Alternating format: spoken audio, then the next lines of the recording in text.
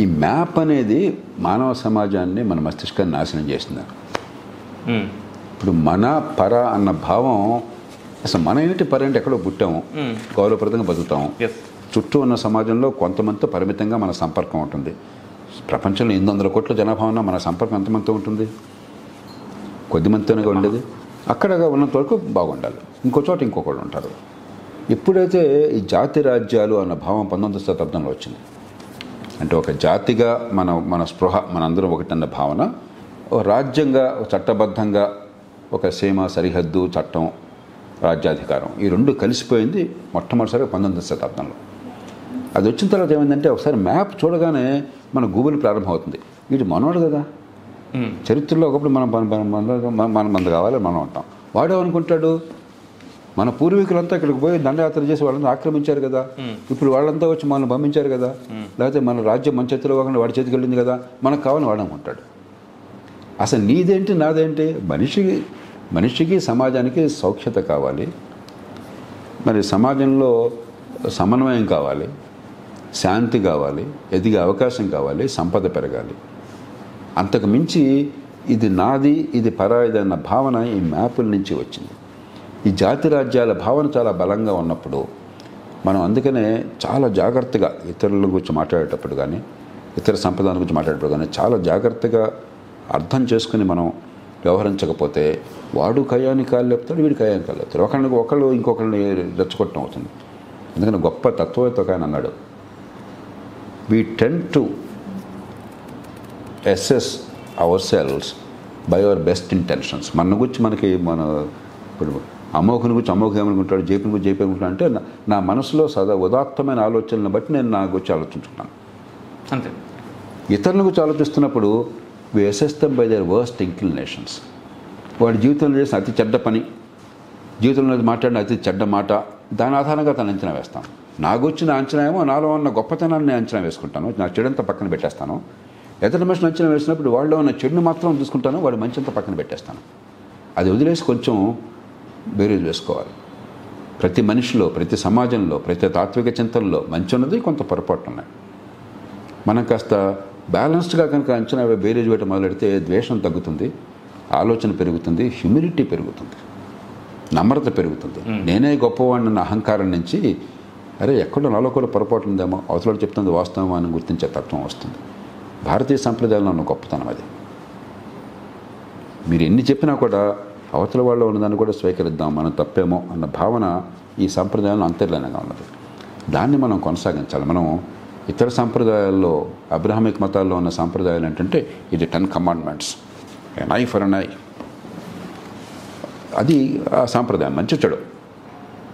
అందుకనే Richard Dawkins అంటాడు, సుప్రసిద్ధ ఎవల్యూషనరీ బయాలజిస్ట్, ఆయన జీవపరిణామ శాస్త్రవేత్త, ఈ పాశ్చాత్య దేశాల్లో జుడాయిజంలో కానీ, ఇస్లాంలో కానీ, అయితే క్రైస్తవంలో కానీ ఉన్న దేవుడు ఏం దేవుడు?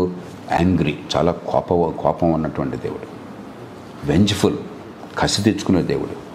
జలస్, అసూయాగ్రస్తుడైన దేవుడు. ఇంకో మతం వైపు, ఇంకో మత విశ్వాసం వైపు కనుక చూస్తే నేను క్షమించను, కోపం వస్తే నిర్ధమధామం చేసేస్తాను, కసి తెచ్చుకుంటాను. అది ఆ సాంప్రదాయాల భాగం. మన సాంప్రదాయం ఏంటి? సత్యం ఏకత్ విప్రా బహుధా వదంతి. అది మనం మర్చిపోతే, మనం కూడా ఆ సాంప్రదాయాలను అనుకరిస్తే మన గొప్పతనాన్ని కోల్పోయిన అవుతాం. కాబట్టి నేను హైందవ సాంప్రదాయంలో చాలా గొప్ప విషయాలు ఉన్నాయి, చాలా సిగ్గుపడాల్సిన విషయాలు ఉన్నాయి. నిజాయితీగా మనం ఒప్పుకుందాం. లైక్ పుట్టుకతో వచ్చిన అసమానత కులం పేరుతో ఉన్నదే, అది ఏ రూపంలో ప్రారంభమైనా కూడా దాన్ని చేరుకొచ్చిన తీరు ఖచ్చితంగా మనసున్న ఏ మనిషిని కూడా ఆలోచింపచేయాలి. అలాగే మహిళని, భర్త ఎంత దుర్మార్గుడైనా, ఎన్ని రకాల అవలక్షణాలకు ఉన్నా కూడా ఆ భార్య బాధ్యత వాడికి నిరంతరం సేవలు చేస్తే సాధ్యమవుతుంది, పతివ్రత అవుతుంది. అంటే ఏంటి? తెలియకుండా భార్యని బానిసత్వంలో నెట్టేశాం. అందంగా, సుతారంగా, చక్కటి కథలు వెళ్ళాము. ఇది ఖచ్చితంగా మన సంప్రదాయంలో ఉన్న చెడు. అన్ని మత సాంప్రదాయాల్లో ఉంది, అది మన సాంప్రదాయంలోనే అంటలా. అక్కడ ఉంది కాబట్టి మనం దాన్ని పాటించక్కర్లా. మా తల్లిగారు చాలా తెలివితేటలు మనిషి. నేను చూసిన వాళ్ళ జీవితంలో బాగా తెలివితేటలు ఉన్న వాళ్ళు ఆమె ఒకరు. ఓకే. 8వ తరగతి చదవలేకపోయింది ఆవిడ. ఎందుకని ఆ స్కూల్లో ఆ ఊళ్ళో 8వ తరగతి దాకా ఉంది స్కూల్. మా తాతగారు ఆనాడు సాంప్రదాయంలో భాగంగా మన అమ్మాయి వేరే ఊళ్ళకి చదవటం నథింగ్ డూయింగ్ ఏదో ఉద్ధరించినట్టుగా నష్టపోయింది వాళ్ళ అమ్మాయి. ఈ చిన్న ఉదాహరణ. కాబట్టి ఈ చెడుని నిందించాలి, మంచిని గౌరవించాలి, దాని నుంచి నేర్చుకోవాలి, నమ్రత కావాలి.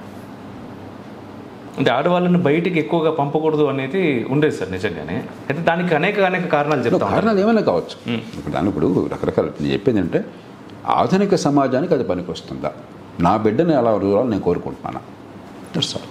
ఒకవేళ ఆధునిక సమాజంలో ఈ రకమైన తీరు రావడానికి కొన్ని ఇబ్బందులు ఉన్నాయి. ఉదాహరణకి భద్రత లేదు, రోడ్డు మీద అందరూ వెర్రి వేషాలు వేస్తున్నారు, ఆడపిల్ల బయటకు వెళ్తే ఏమవుతుందని భయం ఉంది. ఆ భయాన్ని తొలగట్టే ప్రయత్నం చేయి, కానీ ఆ పేరుతో ఆడపిల్లలు బానిసం చేయబోకు. ప్రయత్నం జరుగుతుంది కదా, జరిగింది అని అనుకుంటున్నాను నేను ఇప్పటికీ. ఖచ్చితంగా ఇప్పుడు మన సంప్రదాయంలో ఈ మార్పులు వస్తున్నాయి.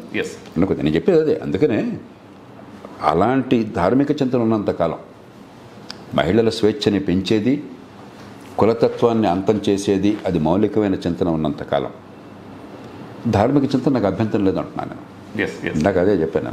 ఎందుకంటే మీరు ఆధునికీకరించడం కోసం వాడుతున్నారు.